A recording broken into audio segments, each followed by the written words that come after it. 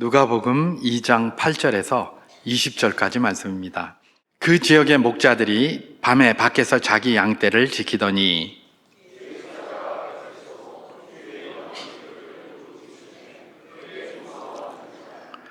천사가 이르되 무서워하지 말라. 내가 온 백성에게 미칠 큰 기쁨의 좋은 소식을 너희에게 전하노라.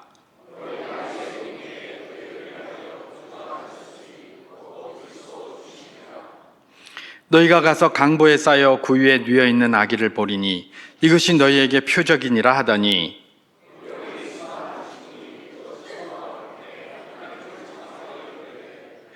지극히 높은 곳에서는 하나님께 영광이요 땅에서는 하나님이 기뻐하신 사람들 중에 평화로다 하니라.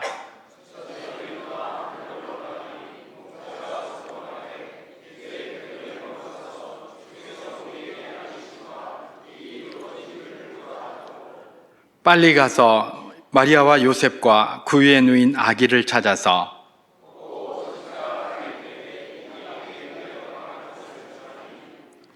듣는 자가 다 목자들이 그들에게 말한 것들을 놀랍게 여기되 함께합니다. 목자들은 자기들에게 이르던 바와 같이 듣고 본 그 모든 것으로 인하여 하나님께 영광을 돌리고 찬송하며 돌아가니라. 아멘.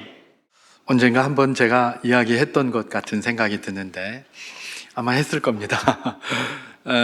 다시 한번 하면서 시작을 하려고 하는데요. 제가 대학교 1학년 때 저는 그 학교 앞에 있는 침례교회를 다녔었습니다.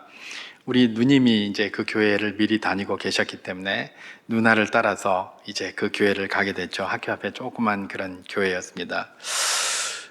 그렇게 교회에 다니면서 한 5개월쯤 지났을 때 이제 방학이 왔고 또 그렇게 교회에서 BSU 수련회라는 걸 한다는 소리를 들었습니다. 침례교 학생연합이 그 BSU인데 거기에 이제 수련회를 하니까 거기를 한번 갔다 오라 이런 이제 이야기가 있더라고요. 그래서 제가 뭔지 잘 모르니까 대학교 1학년이기도 하고 그리고 이제 거기를 한번 갔었습니다. 여름방학이고 해서 갔는데 가니까 방이 한 방이 이렇게 있으면 뭐 이렇게 한국 사람 한 3명 그 다음에 미국인 한 명이 이렇게 미국인이 몇 명 있어서 미국인 한 명 이렇게 방을 이렇게 정해 줬더라고요. 그래서 이제 거기에 들어가서 같이 이제 이렇게 3박 4일을 있었습니다. 첫날 딱 가가지고 이제 이렇게 다 짐을 풀고 이제 잤습니다. 다음날 딱 일어났습니다. 그런데 이 다음날 일어나니까 아무도 이 방 청소를 안 하는 겁니다. 아침에 일어나면 이렇게 빗자루질도 누군가는 하고 그래야 되는데 아무도 안 하는 거예요. 제가 누굽니까 또 그때 그 전에 이미 고등학교 3년 동안 기숙사에서 기숙 생활하면서 말입니다. 눈만 뜨면 뭐 당연히 아침에 일어나면 청소하는 걸 당연하게 생각하고 살았고 또 바로 직전에 한 5달 몇 달 전에 제가 2월에 그때 제대를 했으니까 뭐 한 7, 8개월 전에 뭐 이미 군대 생활을 또 60개월이나 했지 않습니까? 그러니까 이 단체 생활을 많이 하다 보니까 눈만 뜨면 청소하는 게 그냥 몸에 배 있는 사람이었습니다. 그 당시만 해도. 지금은 아닙니다. 이제 군기가 다 빠져가지고. 근데 아직도 그때는 이제 그때까지만 해도 이 뭐 군기가 딱 들어있고요. 또 제가 또 군대 체질이에요. 또 알고 보면. 그래가지고 군기가 딱 들어가지고 말입니다. 그러는데 아침에 일어났는데 아무도 빗자루를 안 대는 겁니다. 그러면 또 제가 누굽니까? 육군 중사, 이중사. 빗자루 하나 딱 들고 이제 딱 이렇게 썰었습니다. 썰으니까 제가 빗자루를 드니까 그래도 거기가 이제 대학생들인데 제가 나이가 26세 대학교 1학년이었으니까 말입니다. 그거 다 이제 어리잖아요. 그죠? 그러니까 한국 친구들은 막 보니까 이렇게 일어나가지고 뭐 어쩔 줄을 모르고 막 이러면서 이것도 하고 저것도 하고 그래요. 근데 그 미국 친구가 하나 있었는데 이 친구는 딱 누워가지고 책을 이렇게 하면서 일어날 생각을 안 해요. 그러면서 어떻게 하느냐? 빗자루를 딱 갖다 쓸면 이쪽 발 있는 데 쓸면 발만 이렇게 탁 듭니다. 그리고 이쪽으로 가면 또 때리고 또 이쪽 발 쓸 때 하면 이 발을 탁 들고 내리고 이러더라고요. 그래서 제가 딱 보면서 아니 이게 완전 굉장히 건방지구만 그러면서 이제 이렇게 막 쓸었는데 뭐 어쨌든지 간에 뭐 외국인이니까 그런갑다. 그들의 문화가 그런갑다. 이렇게 생각을 했었습니다. 그때는 뭐 큰 어려움 없이. 이제 그리고 이제 아침을 먹으러 갔습니다. 아침을 먹으러 가서 이제 밥을 먹고, 뭐 우리나라 사람들이 뭐 늘 익숙하게 하는 거 있지 않습니까? 밥 먹으면 커피 한 잔 해야 되잖아요. 뭐 옛날에도 그랬습니다. 요즘만 그런 거 아니고. 근데 이제 옛날의 커피는 오늘날의 이런 커피가 아니죠. 아메리카노 뭐 이런 게 아니고 자판기에서 빼낸 믹스 커피가 커피입니다. 그리고 이제 자판기에서 조금 더 저기 한다 그러면 블랙 이렇게 누르면 이게 크림이 안 들어있는 커피 나오는, 이게 다예요. 그냥 그때 커피라고 하면. 지금 뭐 여기 무슨 카페에서 나오는 저런 거는 그렇게 있는지도 몰랐습니다. 저도.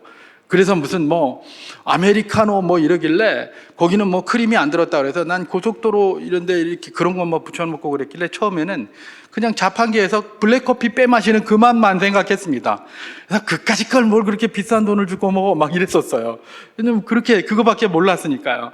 근데 어쨌든 그때 그 커피를 마신다고 저는 이제 자판기에 커피를 딱 마셔서 딕스를 딱 볶고 있는데 그 미국 친구가 옆에 왔다 갔다 하는 겁니다. 일로 와봐라. 그래놓고 제가 그 커피를 한 잔 딱 빼서 줬어요.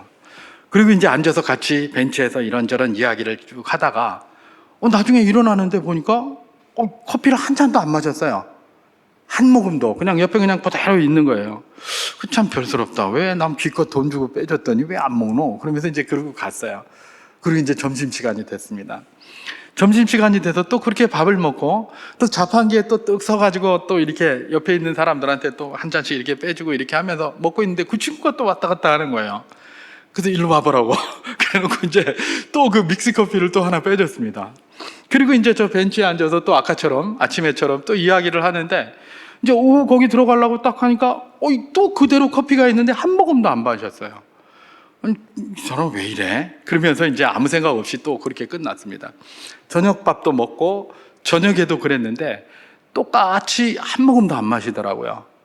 참 희한하다 이런 생각을 제가 그때는 했었는데 뒤에 이제 조금 이제 맞는지는 모르겠지만 뒤에 생각한 게 있죠. 근데 어쨌든 저녁에도 그걸 딱 빼주니까 이 친구가 그러는 겁니다. 갑자기 저보고 당신 왜 자꾸 나한테 이렇게 커피 이걸 빼주느냐 이런 얘기입니다. 자꾸 왜 빼주냐요. 그래서 그건 뭐 다른 게 아니고 한국 사람들은 원래 친구들끼리 이렇게 한다. 밥 먹고 나면 커피도 한 잔씩 빼주고 이렇게 한다 그랬어요. 그랬더니 그러냐고. 그러더니 자기를 따라오랍니다. 그래서 딱 따라갔더니 숙소로 데리고 가더니 자기가 끌고 온 캐리어를 쭉 빼더니 그 뚜껑을 딱 여는데 그 속에 과자가 여러 개 들었더라고요. 근데 그 중에 과자를 하나 딱 빼주면서 이거 정말 맛있는 건데 너 혼자만 먹어라. 다른 사람한테 얘기하면 또 저기 하니까 너 혼자만 먹으라고 하면서 저한테 딱 주더라고요. 근데 고맙다 그러고 이제 제가 그걸 받았어요. 그러니까 나중에 한번 먹어보려고 저 혼자 먹어보려고 봉지를 딱 열었는데 그게 무슨 치즈 과자였어요. 무슨 치즈 과자였는데 냄새가 완전히 그 좀 속된 말로 발꼬락내가 나가지고 못 먹겠더라고요. 저는 그거 하나도 못 먹고 다 그냥 휴지통에 다 버렸습니다만은 아니 이걸 어떻게 먹어 이런 생각이 들더라고요. 그러면서도 한편으로는 아니 왜 믹스 커피를 안 먹어 이런 생각이 드는 거였죠. 그리고 이제 그 친구하고 한번 또 경험한 게 있습니다. 뭐가 있냐면 그 당시에 제가 이제 샤워 이제 뭐 씻고 할 때 라벤더 향기가 나는 비누가 있었어요. 그게 참 냄새가 좋더라고요. 그래서 이제 세수 비누로 라벤더 향 비누를 이제 이렇게 들고 가면서 그걸로 뭐 샤워도 하고 뭐 샴푸 이런 거는 뭐 저는 잘 안 쓰니까 지금도 잘 안 씁니다. 어쨌든 비누 가지고 막 이러는데 그게 이제 냄새가 뭔가 너무 좋은 거예요. 그래서 이제 제가 그 친구한테 샤워를 하면서 옆에서 이 비누 한번 써봐라. 이 냄새 너무 좋다라고 딱 줬어요. 그랬더니 이 친구가 딱 냄새 맡더니 냄새가 안 좋다는 거예요. 그러더니 자기 비누가 더 냄새가 좋대요. 그러면서 자기 비누를 딱 이렇게 주는데 제가 냄새를 딱 맡아보니까 딱 우리나라 빨래비누 냄새가 났어요. 빨래비누. 요즘은 뭐 빨래비누 잘 안 쓰니까 그 냄새가 뭔지 모르시는 분들도 있을지 모르겠습니다만은 이전에 우리 빨래비누 알잖아요. 딱 그 냄새 나는 거예요. 그런데 그 냄새가 좋다는 거예요. 군대에서는 그때 비누가 나왔는데 세수비누가 데이트 비누라는 게 나왔습니다. 럭키 데이트 비누.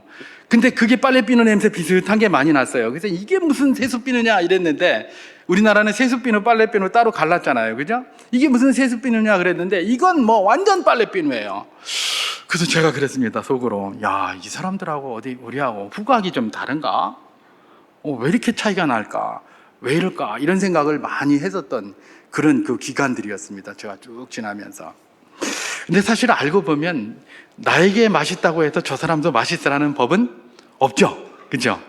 내 코에 냄새가 좋다고 해서 저 사람에게 냄새도 좋으라는 법도 사실은 없습니다. 그죠? 없어요. 없어요. 그게 뭐냐?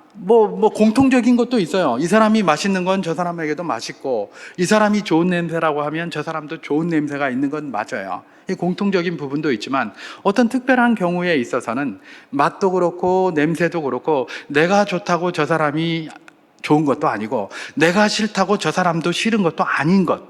우리가 그걸 늘 경험하지 않습니까? 예, 그런 겁니다. 사실은 이건 냄새나 맛만 그렇겠습니까? 오늘 우리가 성경에서 천사가 전한 소식에 관한 내용을 그렇게 읽게 되었는데, 천사가 전한 소식이라고 하니까 소식 같은 것도 그래요. 어떤 사람에게는 좋은 소식인데 어떤 사람에게는 그 소식이 똑같은 소식이 안 좋은 소식일 수도 있어요. 그렇지 않습니까? 그런 거예요. 예를 들면 뭐가 있겠습니까? 올해 태풍도 안 불고 그래서 막 농작물이 대풍을 이루었다고 하잖아요. 그죠? 과일도 대풍이 이뤘고 맛있고 막 이렇다고 그래요. 그러니까 농부들은 보통 풍년이다 그러면 굉장히 좋아하잖아요. 그죠? 근데 농부들이 풍년을 다 좋아하는 건 아니더라고요. 보니까. 풍년이면 물량이 많이 나와서 모든 농작물이 그냥 다 똥값이 되는 겁니다. 그러니까 그거 싫다는 거예요. 그럼 농부들에게 좋은 소식은 뭐겠습니까? 풍년도 들었고 곡물값, 작물값도 올라야 좋은 거예요. 그런데 풍년만 들고 이 작물값이 떨어지면 그들에게 굉장히 안 좋은 거죠. 그런 거예요. 또 어떻습니까? 직장인들은 어떻습니까? 직장인들은 농부들이 좋아하는 농산물 올라가는 그 소리를 듣는 순간 직장인들에겐 뭐예요? 와, 이거 생활비 많이 깨지겠네. 다른 거 다 오르는데 왜 내 월급만 그대로고. 이러잖아요. 그죠? 그러니까 월급이 오른다는 소리를 들어야 되는데 직장인들은 농산물 오른다는 소리만 자꾸 들리고 식비 높아진다는 소리만 들리고 무슨 풍년이라서 이렇게 해서 좀 내릴 줄 알았는데 안 내렸다 그러면 그 좋은 소리가 아닌 거예요. 요즘 우리 수험생들 대학에 지금 지원해 놓고 결과를 기다리고 계실 것입니다만은 그분들에게 좋은 소식은 뭘까요? 합격 소식 아니겠습니까? 그죠? 합격 소식이에요. 합격 소식이고 합격이 되고 나면 이러면서 이런다. 근데 사실은 그것만이 아니라 그 뒤에도 첩첩이 많이 있는데 어쨌든 합격 소식이 그냥 대학 합격 소식이 최고예요. 그런데 대학을 이제 졸업하는 취준생들에게 좋은 소식은 뭘까요? 대학 합격 소식은 별로 관심이 없죠. 그분들에게 관심 없어요. 취직됐다는 거에 거기에 관심이 있지 않겠습니까? 근데 우리 수험생들은 뭐예요? 일자리 취직 잘 되는 학과도 선택하고 이렇게 선택해서 가긴 갑니다만은 그건 아직도 먼 얘기예요. 지금 당장 내 앞에 펼쳐져 있는 뭡니까? 학교 입학하는 게 관심이지 다른 거 관심이 없는 것이죠. 바로 이런 것들이 바로 우리의 삶 속에서 우리가 얼마든지 경험하는, 누구에게는 좋지만 누구에게는 썩 그런 것도 아니고 누구에게 싫다고 해서 저 사람에게도 싫은 것은 아니다라는 사실을 잘 보여주는 것입니다. 집신장사, 우산장수도 마찬가지죠. 우리는 맑은 하늘을 좋아합니다. 일반적으로. 그러나 맑은 하늘을 싫어하는 사람이 누굽니까? 우산장사겠죠. 우산장사는 비만 오면 좋지만은 맑은 하늘은 정말 싫을 겁니다. 그런데 비가 오면 또 싫은 사람이 있죠. 집신장소예요. 집신장소. 비가 오면 자기는 망하니까요. 비가 오면 좋아하는 사람이 있습니다. 저도 비가 많이 오는 거 별로 안 좋아하는데 비 오면 좋아하는 사람 중에 하나입니다. 빗소리를 들으면 떠오르는 모습이 있어서가 아니라, 이전에 제가 이렇게 쭉 보면 그 마루, 이렇게 툇마루 같은데 이런 데서 여름에 비가 오면 지붕에 다다다닥 하는 소리도 좋고, 그 다음에 그 밑에 떨어져가지고 낙숫물에 이 소리가 참 듣기 좋았어요. 그래서 늘 그 마루에서 잠자다가 모기 잔뜩 물리고 막 이랬던 경험이 있는데, 어쨌든지 간에 그렇게 그런 걸 좋아하는 사람도 있지만, 집신장수는 그야말로 비가 오면 모든 게 다 망했다고 해서 아주 그냥 최악의 그런 소식이 될 것 아니겠습니까? 바로 그런 것입니다. 모든 것은 어떤 사람에게는 좋고, 모든 공통적으로 좋을 수도 있겠지만 어떤 사람에게는 좋고 어떤 사람에게는 좋지 않고, 또 어떤 사람에게는 안 좋은 것들이 또 어떤 사람에게는 좋을 수도 있다라는 것이 우리가 일반적으로 경험하고 체험하고 또 증거를 대라면 수백 가지 증거도 될 수 있는 바로 그런 것 아니겠습니까? 자, 이런 관점에서 저는 오늘 본문으로 한번 들어가 보기를 원합니다. 오늘 본문을 이런 관점에서 읽으면 아주 독특하고 또 오늘 본문이 우리에게 주는 도전이 우리에게 있기 때문에 제가 앞부분에서 이렇게 길게 이 설명을 한번 해 보았습니다. 오늘 본문 누가복음 2장 8절을 봉독해 보도록 하겠습니다. 그 지역의 목자들이 밤에 밖에서 자기 양떼를 지키더니, 그렇게 시작합니다. 여기서 그 지역의 목자들이라는 말이 있고 또 자기 양떼를 지키더니라는 말이 있습니다. 이거 자칫 잘못 읽으면 뭡니까? 목자들이 양떼를 지키는데 자기 소유의 양떼를 지키는 것으로 생각하기 쉽습니다. 그죠? 왜냐하면 자기 양떼라고 되어 있으니까. 그죠? 근데 여기 자기 소유의 양이 아닙니다. 이 말이 뭡니까? 자기가 맡은 양이에요. 이 사람들은 양이 없어요. 그 당시에 그 양주인 같이 이렇게 큰 부자들은 어떻게 합니까? 뭐 낮에 나가서 한 번씩 돌아보고 밤이 되면 춥고 그러니까, 요 당시만 해도 굉장히 추우니까 춥고 그러니까 어떻게 하는 겁니까? 다른 사람 일꾼 세워놓고 자기는 집에 가서 자는 것이죠. 그래서 이 목자들은 어떤 목자들입니까? 자기 양을 치는 그런 목자가 아니라 남이 양을 그냥 이렇게 치는 사람들인데, 너 요만큼 양 치면 내일 아침에 얼마 줄게 하면서 그 돈을 계약을 하고 일하는 뭐 일용직 그런 목자들이었다고 보면은 되겠습니다. 자, 이들에게 어떤 아주 놀라운 일이 하나 일어나기 시작합니다. 어떤 일입니까? 오늘 보면 누가복음 2장 9절에서 10절 말씀을 제가 한번 봉독해 보도록 하겠습니다. 주의 사자가 곁에 서고 주의 영광이 그들을 두루 비추매 크게 무서워하는지라. 천사가 이르되 무서워하지 말라. 내가 온 백성에게 미칠 큰 기쁨의 좋은 소식을 너희에게 전하노라. 그렇게 얘기를 합니다. 주의 사자, 천사가 갑자기 이 목자들 옆에 딱 서는 겁니다. 그러니까 이 사람들이 어떻게 했다고요? 두려워했다라고 얘기를 합니다. 두려울 수밖에 없겠죠. 왜 두렵겠습니까? 그 당시에 이 사람들이 배운 게 있습니다. 죄인이 하나님을 보면, 거룩하신 하나님을 보면 죽는다고 배웠었어요. 그래서 이사야 6장에 보면 성전에서 하나님의 현현을 보지 않았습니까? 그때 뭐라고 얘기를 합니까? 화로다 나여 망하게 되었도다. 내가 입술이 부정한 백성 중에서 태어나가지고 거룩하신 하나님을 배웠음이로다. 이러면서 막 난리를 했습니다. 그게 그들이 늘 배우던 거예요. 이 목자들도 바로 거룩하신 하나님의 현현인 주의 사자를 보고 천사들을 보고 나서 두려워서 이제 나는 죽었다, 화로다 나여 망하게 되었다, 이렇게 생각하기에 충분했다는 겁니다. 왜 그렇습니까? 그 당시에 사람들은 생각이 그랬어요. 이 목자들처럼 이렇게 가난하잖아요. 이거 하나님 앞에 죄인이라서 가난하다고 생각했습니다. 하나님 앞에 죄인이라서 내가 이렇게 가난할 수밖에 없고, 남의 이렇게 내 인생이, 내 꼬라지가 요거밖에 안 된다, 이렇게 생각하고 살았어요. 그리고 사회가 그렇게 만들어 줬어요. 바리새인들이고 뭐고 자기는 의롭다고 하고 저것들은 죄인이다라고 하는데, 그 죄인들이 뭡니까? 쇠리, 창기 뭐 이런 분들, 그 다음에 뭐 가난하게 사는 사람들, 이런 사람들은 전부 다 뭐예요? 다 죄인들이고 그거는 하나님 앞에 설 수 없는 자들이다, 이렇게 이야기를 했던 거예요. 그러니까 그렇게 늘 가르치니까 그 똑똑한 바리새인들과 그 거룩하다고 하는 바리새인들이 늘 그런 식으로 가르치니까 거기서 배워서 이 사람들은 나는 하나님 앞에 죄인이다. 하나님 앞에 그 죄인이 우리가 말하는 그런 죄인이 아니라 죄를 많이 져서 하나님이 내게 복을 안 줘서 내가 이렇게 가난하다 이러고 살았던 사람들이에요. 자, 그런데 그런 사람들이 천사를 봤습니까? 안 그래도 내가 죄인이라고 생각하고 부정한 자라고 생각했는데 천사까지 봤으니 이제는 죽었구나 안 하겠습니까? 그죠? 그러니까 막 두려워서 지금 떠는 겁니다. 아이고 큰일 났네, 이제 죽었다, 화로다 나여 망하게 되었도다. 이사야처럼 그렇게 했을지 모르겠습니다. 그때 천사가 뭐라고 얘기를 합니까? 무서워하지 말라. 그러면서 큰 기쁨의 좋은 소식을 너희에게 전하겠다라고 이야기를 합니다. 그런데 그냥 큰 기쁨의 좋은 소식이 아니라 어떤 큰 기쁨의 좋은 소식입니까?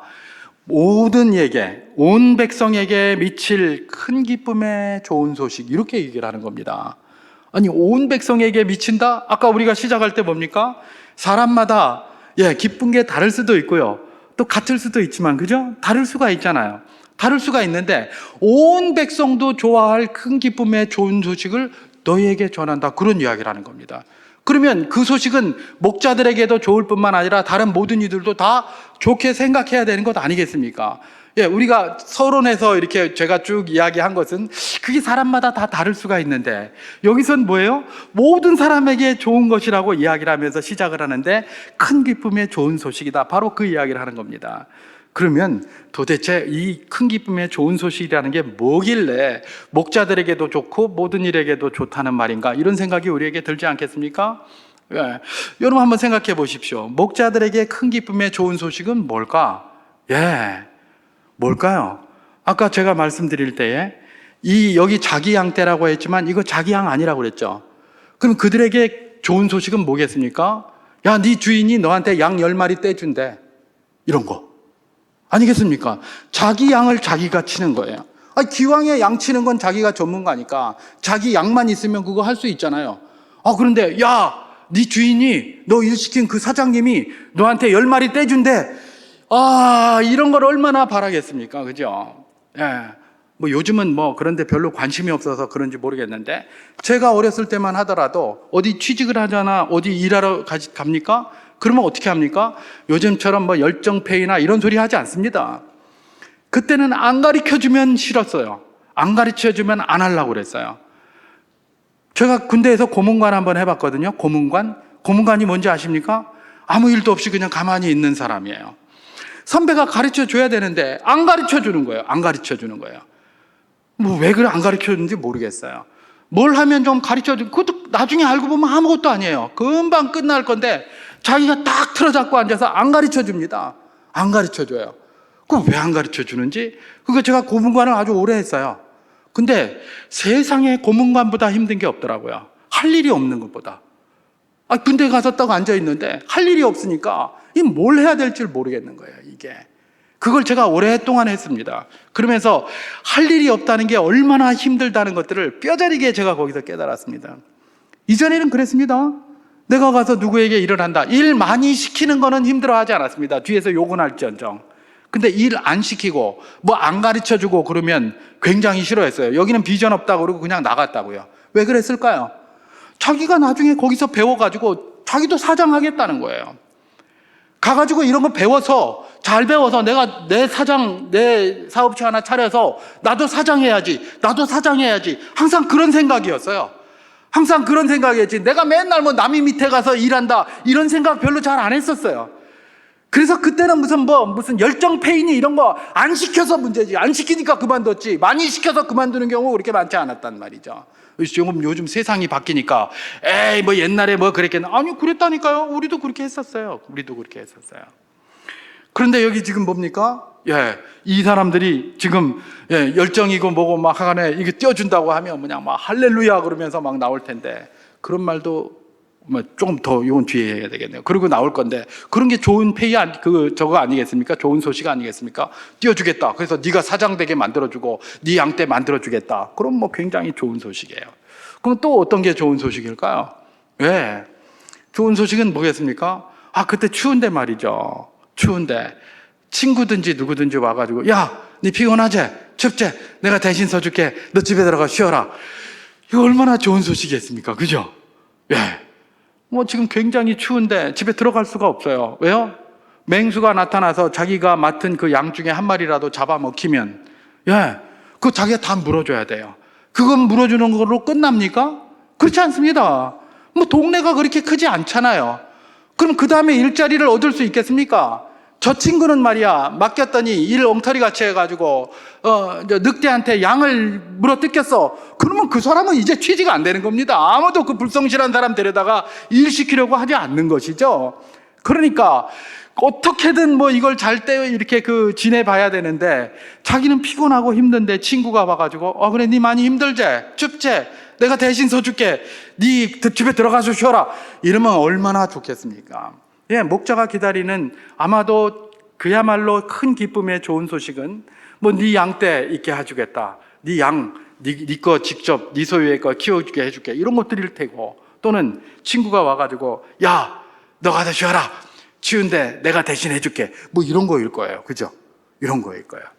그런데 이들에게 온 큰 기쁨의 좋은 소식이라는 내용이 뭡니까? 오늘 본문 누가복음 2장 11절에서 12절 말씀을 봉독해 보도록 하겠습니다. 오늘 다윗의 동네에 너희를 위하여 구주가 나셨으니 곧 그리스도 주시니라. 너희가 가서 강보에 쌓여 구유에 누워 있는 아기를 보리니 이것이 너희에게 표적이니라 하더니, 이렇게 기록합니다. 이 목자들에게, 이 그야말로 일용직 목자들에게 좋은 소식, 큰 기쁨의 좋은 소식이라고 전한 그 소식이 뭐예요? 네 양을 준다는 소식도 아니고 내가 네 대신 근무서 줄게 하는 그런 소식도 아닙니다. 오늘날 너희를 위하여 다윗의 동네에 구주가 나셨으니 그리스도 주시다, 그렇게 얘기를 하면서, 거기까지는 참 좋아요. 왜냐하면 자기들이 그동안 기다리고 있었던 거니까요. 그런데 문제는 뭡니까? 그 다음이에요. 가보면 거기에 강보에 쌓여서 구유에 뉘어 있는 아기가 있을 거야. 이게 증거야, 이런 이야기입니다. 강보에 쌓여서 궁궐에 누워있는, 아니면 강보에 쌓여서 요람에 누워있는, 뭐 이런 거라면 괜찮은데, 강보에 쌓여서 구유에 누워있는 아기가 그리스도가 이 땅에 오신 표적이다, 이렇게 얘기를 하는 거예요. 여러분, 이게 말이 됩니까? 말이 됩니까? 이 사람들이 생각하고 있었던 메시아는 누구입니까? 그야말로 철장을 가지고 와서 로마 제국의 권세를 몰아내고 그 밑에서 빌붙어 가지고 하수인 노릇하는, 유대인도 아니고 에돔 출신인 저 헤롯, 저 왕족들을 다 몰아내고 거기에 부역하고 있는 그 모든 자들을 다 몰아내고 다윗 왕조를 다시 부활시켜서 거기서 하나님을 예배하고 거기서 하나님을 찬송하는 그런 걸 기다리고 살고 있었어요. 그래서 철장을 가진 그리스도, 강력한 힘을 가지고 와서 이 모든 탐과 놀이들과 악한 무리들, 이 매국노들을 다 몰아낼 그런 사람들을 그리스도고 구주고 메시아라고 생각하고 있었는데, 갑자기 아기라고 이야기를 하고 있지 않나. 그 아기도 어디서 태어난 아기예요?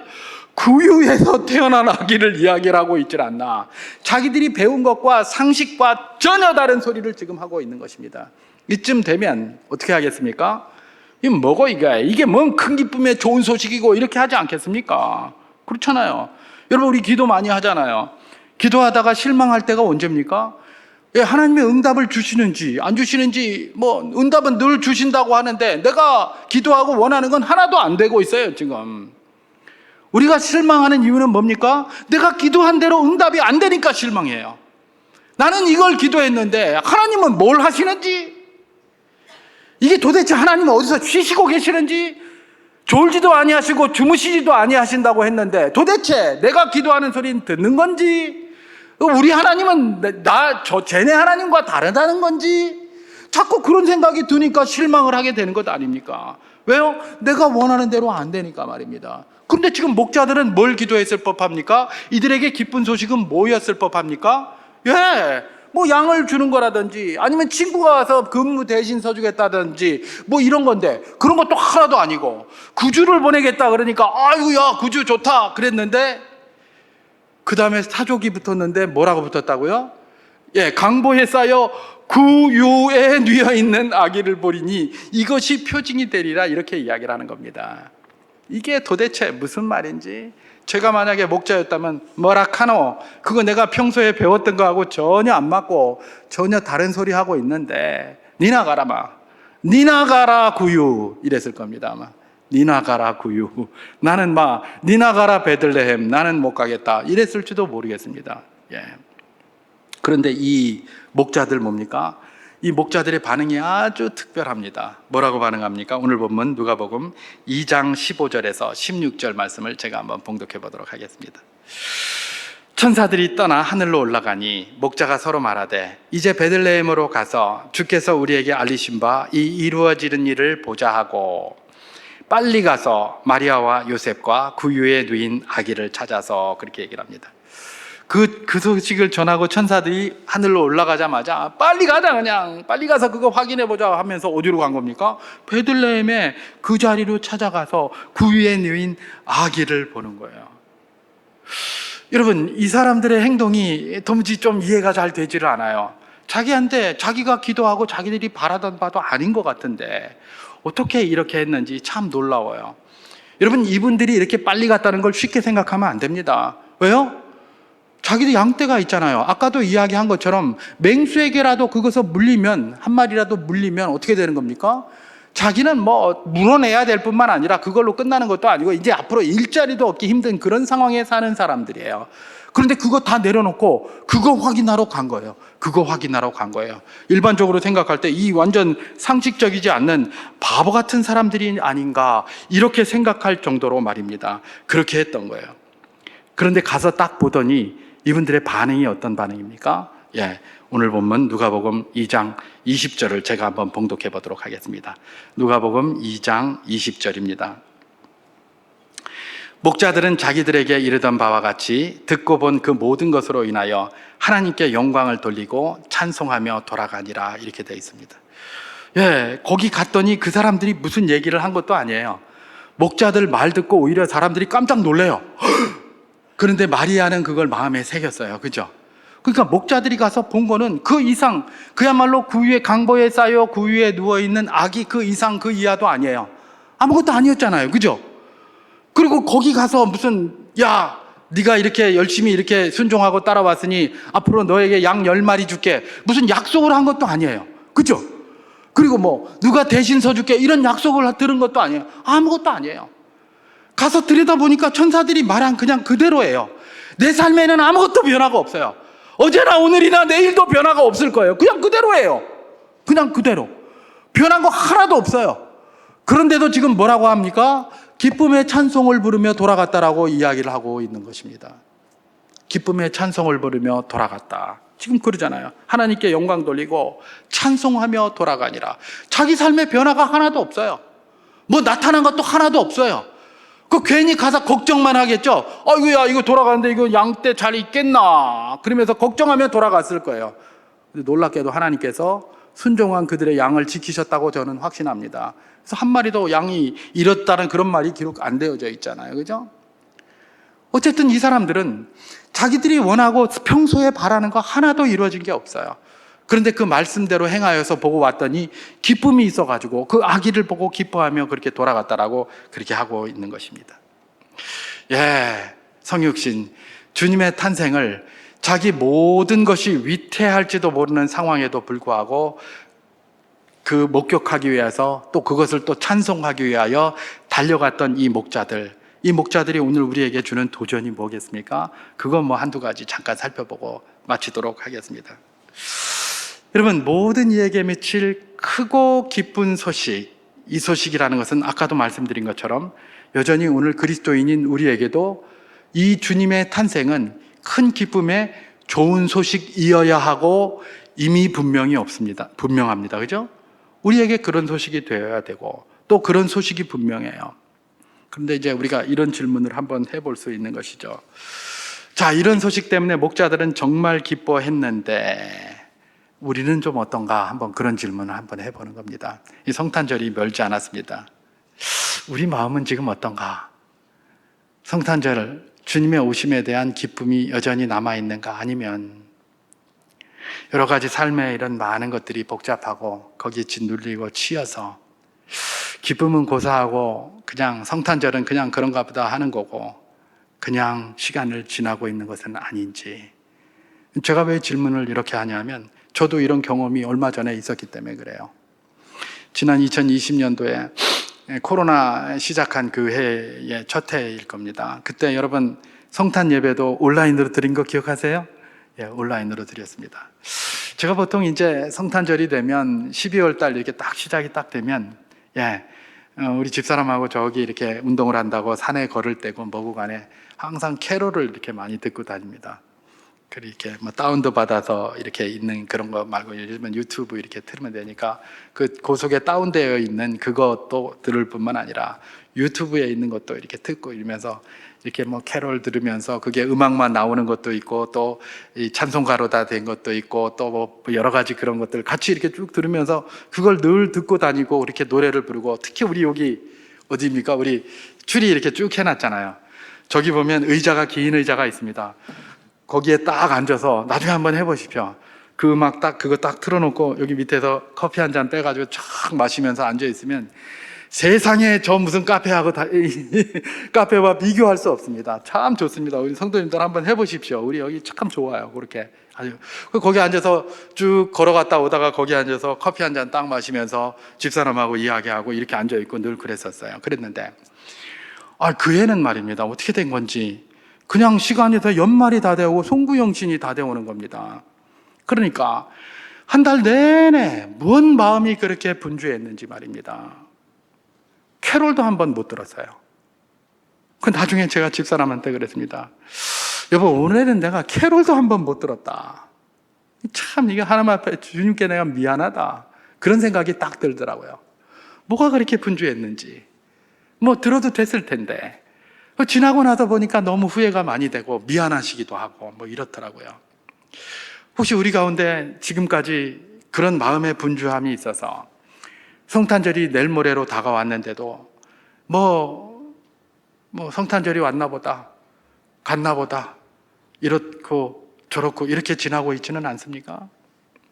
여러분, 이 목자들이 우리에게 주는 도전이 무엇입니까? 자기들의 삶이 녹록지 않았습니다.